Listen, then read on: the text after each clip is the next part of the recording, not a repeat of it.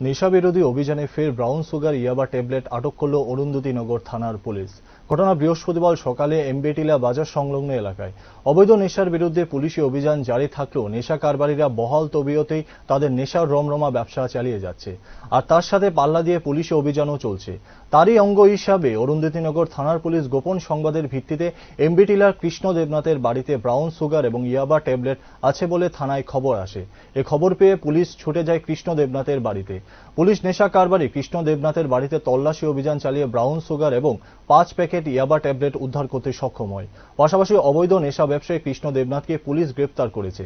অভিযুক্তের বিরুদ্ধে এনডিপিসিএস আইন অনুযায়ী পুলিশ একটি মামলা গ্রহণ করেছে। সংবাদ মাধ্যমের সামনে এমনটাই জানালেন এডিনগর থানার ওসি। আজকে আমাদের এডিনগর থানায় একটা গোপন সংবাদের ভিত্তিতে এডিনগর থানাধীন এমবেটিলা এরিয়াতে কৃষ্ণ দেবনাথের বাড়িতে কিছু ড্রাগস ব্রাউন সুগার এবং ড্রাগ মজুদ আছে বলে খবর আছে। এবারে আমরা এডিনগর থানার পুলিশ এবং সাদা ডিস্ট্রিক্টের সাদা পুলিশ তার বাড়িতে রেড করে তার বাড়ি থেকে 30 পিস ব্রাউন সুগার এবং 5 প্যাকেট ইয়াবা ট্যাবলেট উদ্ধার করতে সক্ষম হয়। পাশাপাশি আমরা যে বিক্রেতা কৃষ্ণ দেবনাথ তাকে আটক করে করতে সক্ষম এবং এনডিপিএস দ্বারা মামলা নিয়ে আমরা তদন্ত